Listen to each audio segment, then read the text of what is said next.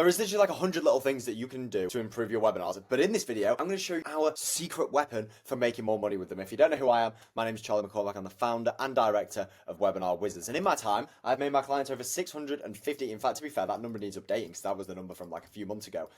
And counting in directly attributable revenue from the work that I have done for them as a copywriter, assisting them with their sales process, their webinars, and I'm now going all in on webinars and live events in the info and coaching industry. And this is one of the most low-hanging fruits that people who do webinars don't pay attention to, that you can use, and most people ignore it. And in this video, I'm going to show you how you can use this, how we use it for our clients, and how we make sure that every single live webinar we do gets improved, because if they're not improving, then they're not getting any better and you're not making any more money.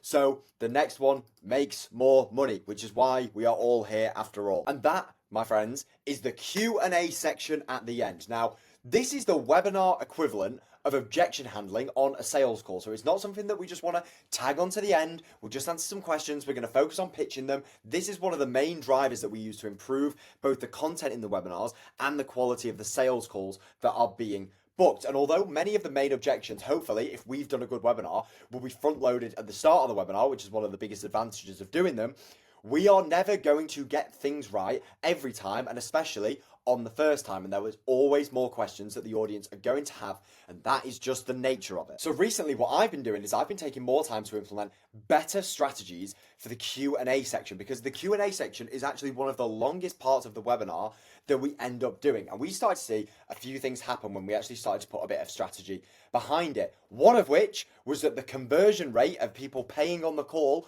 or the booking rate when we're booking people in for a call, has been increasing steadily, because we track every single metric every time, despite minimal changes to the presentation itself. And the second thing is that more goodwill is kept, so the audience don't feel as much like they've been sold to. Most webinar hosts and copywriters will treat the Q&A as just an afterthought, just tack it on to the end if there's time left on the session. Some of our recent webinar Q&As have been about half an hour, and what most people do is they will just wing the Q&A and they'll just answer whatever questions pop up in the chat.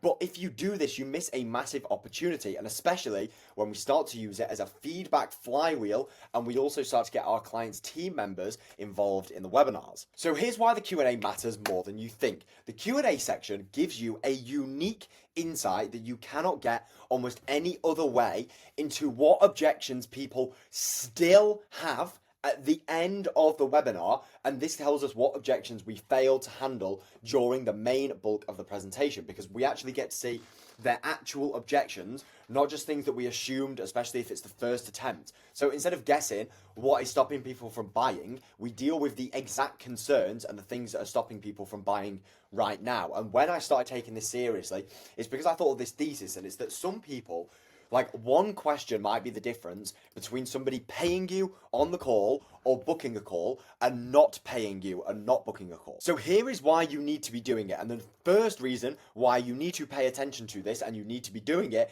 is because it creates social proof in real time. Because when one person asks a question, it's almost guaranteed that at least a dozen others are silently wondering the same thing, but they just can't be asked to type it in the chat and ask. So when you answer this publicly, you overcome the objection, not just for the person who's asking the question, but for almost the entire audience at once, because it's never just that one person. So every question in the Q&A is worth answering, because it isn't just exclusive to that one person, even if it's a stupid question. Because remember, one question might be the difference between someone paying or booking a call. And if someone paid you, how much would that be worth? And the second thing is that we get to demonstrate your expertise, the guru's expertise, under pressure, because anybody can deliver a rehearsed presentation.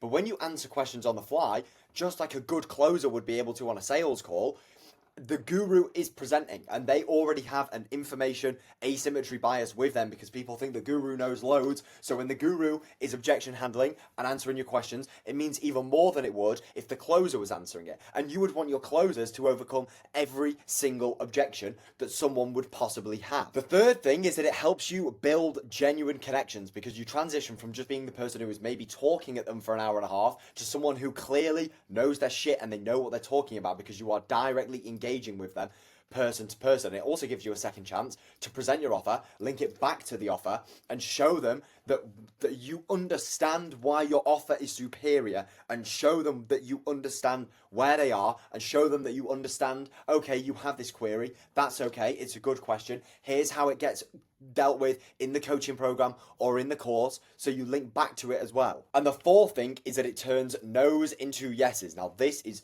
a Jason Fladian concept, and it's basically when you first tell people the price on a webinar, their first reaction is almost always a no. Because when you tell someone the price of something, they always think, oh, fucking hell, that's a lot of money. Like, they're probably comparing how much money they have in their bank account to however much you are now proposing to them and pitching them on the price, which is why what we do in our webinars is we tell them the price first, then we tell them the bonuses, and the bonuses are free, then we add a bit of scarcity, then we add a bit of urgency, all legitimate, and then the Q&A is like the final piece of the pie. And over this sequence of events, if you structure it in this way, we slowly turn their instant no, which almost everyone is going to have, into a maybe at least, and then we get them to ask the questions that they personally need to turn the maybes into the yeses. So if you want to run a better, more streamlined Q&A section at the end of your live webinars, here is the system that I recommend. Now, the first thing you need to do is prepare some common questions. So these common questions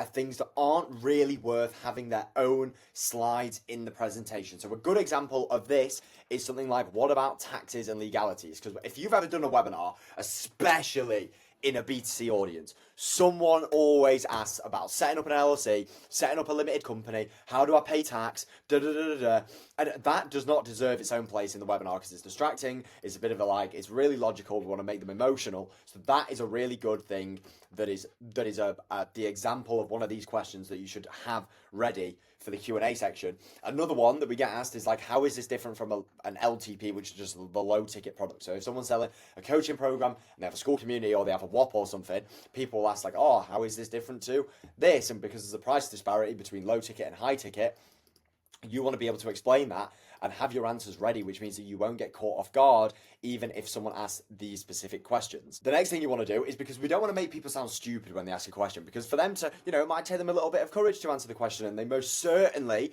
want to get their question answered if they pluck up the courage to put something in the chat. So try following this approach. So first thing you want to do is acknowledge their concern. Don't make them feel stupid, even if they have asked a stupid question.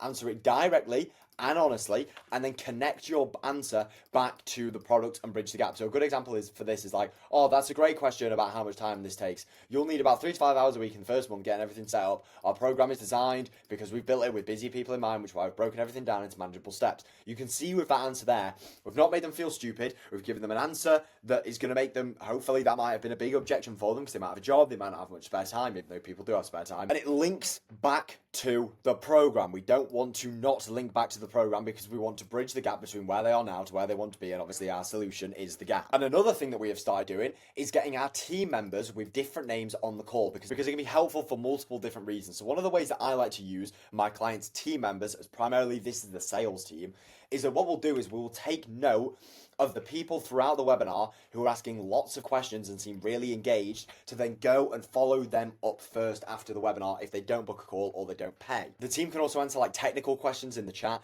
They can keep the conversation flowing if those questions are a bit slow to come in, and they can also ask questions themselves because they're on a different name, and they can also send links for like the payment links, the application links if people are asking for them in the chat. I do that as well on my clients' webinars as the moderator, and they can also ask important points. They can also address important points even if no one has asked them. So if the sales rep might think of something straight there and then that they think the audience might want to know, that would handle an objection or would make them feel more comfortable, even if nobody else asked this question, you don't want to miss the opportunity to address it, because everything that is done on the webinar is something that isn't going to be done on the sales call. That's if you're booking people in for a sales call on a webinar. And if you apply this Q&A framework, use it properly and at your own risk, with the risk of making more money, because webinars are the most powerful way to sell a high ticket offer in the coaching and info space. And I promise you that. And they do take time to master with small tips and tricks like this, and they can only be acquired when you are doing them week in, week out like we are, with multiple different clients, multiple different offers, multiple different niches, B2B, B2C, different audiences, different pain points. And if you want more strategies like this that we use with our own clients, then you should sign up to our weekly newsletter in the link in the bio. Rewatch this video before you do your next webinar. Get your Q&A sorted, because we are making money from this exact thing that I've just shown you. I love you all. See ya. Bye bye.